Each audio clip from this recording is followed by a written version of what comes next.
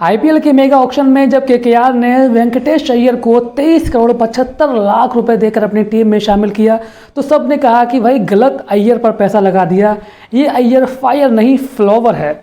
और ऐसा दिखा भी आईपीएल 2025 में जब शुरुआत के 3 मुकाबलों में वेंकटेश अय्यर का बल्ला नहीं चला तो सभी ने केकेआर का मजाक उड़ाया, उनको ट्रोल किया कि भाई आपने गलत अय्यर पर पैसा लगा दिया। देखिए हमारा श्रेयस अय्यर अब back to back half century जड़ रहा है, अपने टीम को मैचेस जिता रहा है, और आपका वेंकटेश अय्यर जो कि 23 करोड़ 75 लाख रुपए का है वो लगातार फ्लॉप चल रहा है। लेकिन वेंकटेश अय्यर ने कहा कि भाई रुको ज़रा, सब्र करो, बोलो धक्का मुक्का नहीं करने का, आराम से लेने का।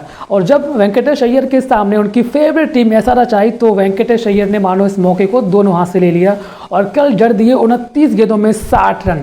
लेकिन 29 गेंदों में 60 रन की पारी कोई ऐसी इम्पैक्टफुल पारी नहीं थी कि इसके लिए बहुत चर्चा की जाए। लेकिन इस पारी में एक राज छुपा हुआ, वो राज ये है कि जब वेंकटेश अय्यर आए थे तो शुरू में स्ट्रगल कर रहे थे, रिंकू सिंह ज़बरदस्त बल्लेबाजी कर रहे थे, लेकिन वेंकटेश अय्यर स्ट्रगल कर रहे थे और 17 गेंदों में सिर्फ 21 रन पर ही बैटिंग कर रहे थे। लेकिन आखिरी के 3 ओवर में जो बैटिंग की है वेंकटेश अय्यर ने वो मानो कमाल कर दिया है। मतलब 17 गेंदों में 21 रन और उसके बाद 29 गेंदों में 60 रन, उसके बाद छक्के चौके पैट कमिंस हो, चाहे मोहम्मद शमी हो, चाहे हर्षल पटेल हो, सबको एक तरफ से लिया और सबको ज़बरदस्त तरीके से धोया है। और यही खास बनाता है वेंकटेश अय्यर को। जब भी एसआरएच उनके सामने आती है, पिछली अगर आप 4 इनिंग्स उठाकर देखेंगे वेंकटेश अय्यर की से एसआरएच के सामने तो सभी मुकाबलों में 50+ का स्कोर है और 200 के स्ट्राइक रेट से रन बनाए हैं।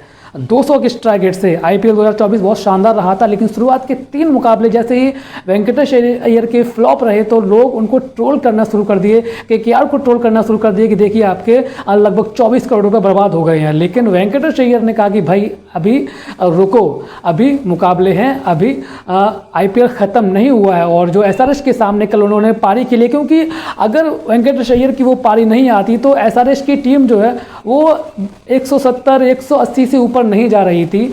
लेकिन वेंकटेश अय्यर और रिंकू सिंह के बीच जो पार्टनरशिप हुई मात्र 41 गेंदों में 91 रन की, उसने मानो 200 का आंकड़ा छू लिया केकेआर ने। और वो बहुत शानदार पार्टनरशिप थी, खासकर रिंकू सिंह और वेंकटेश अय्यर जिस तरीके से बैटिंग कर रहे थे 200+ लगना ही था और लगा भी। 200 रन बनाए केकेआर ने और जिसके जवाब में जब एसआरएच बैटिंग करने आई तो मानो एसआरएच की जो है धज्जियाँ उड़ा के रख दी हैं।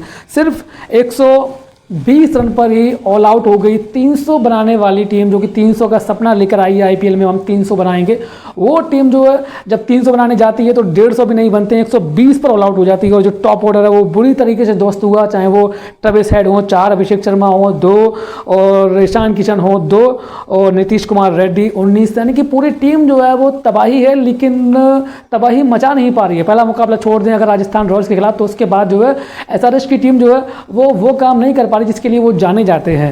हेनरी क्लासन ने ज़रूर जो है वो थोड़ी सी कोशिश की, 21 में 33 बनाए, लेकिन वो भी कुछ खास कर नहीं पाई इस मुकाबले में और नतीजा ये रहा कि 80 रन से मुकाबला हार गए।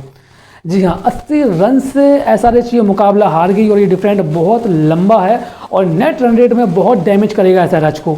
एसआरएच बैक टू बैक 3 मुकाबले हार चुकी है। पहला मुकाबला ही जीती थी राजस्थान रॉयल्स के खिलाफ, उसके बाद अभी तक कोई मुकाबला जीती नहीं है। बैक टू बैक 3 मुकाबले हार चुकी है और अब यहाँ से एसआरएच को वापसी करना बहुत मुश्किल होगा क्योंकि नेट रन रेट में बहुत डैमेज हो चुका है। बड़े बड़े मुकाबले जीतने पड़ेंगे, बड़े बड़े अंतराल से मुकाबले जीतने पड़ेंगे।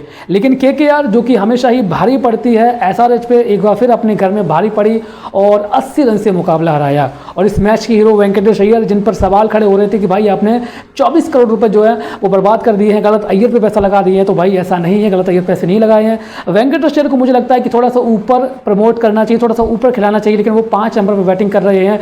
वो मुझे लगता है कि थोड़ा सा नीचे उनका जो बैटिंग डाउन है, थोड़ा सा ऊपर और उनको प्रमोट कर सकते हैं। लेकिन समस्या वही है कि ऊपर Quinton de Kock, Sunil Narayan open कर रहे हैं, नंबर 3 पर अजिंक्य रहाणे खेल रहे हैं, नंबर 4 पर आपके अंकुश रघुवंशी खेल रहे हैं, नंबर 5 पे बैटिंग उनकी आ रही है और थोड़ा सा नीचे डाउन। मुझे लगता है कि वो नंबर 3, नंबर 4 के बल्लेबाज हैं, वो अगर नंबर 3, नंबर 4 पर बल्लेबाजी करेंगे तो वो आपको इस तरीके के स्कोर करके दे सकते हैं। आप क्या सोचते हैं दोस्तों इस बारे में, हमें कमेंट बॉक्स में कमेंट करके जरूर बताएं। वीडियो पसंद है दोस्तों लाइक और शेयर करें। फिलहाल इस वीडियो में इतना ही, मिलते हैं अगली वीडियो में, तब तक के लिए जय हिंद, जय भारत।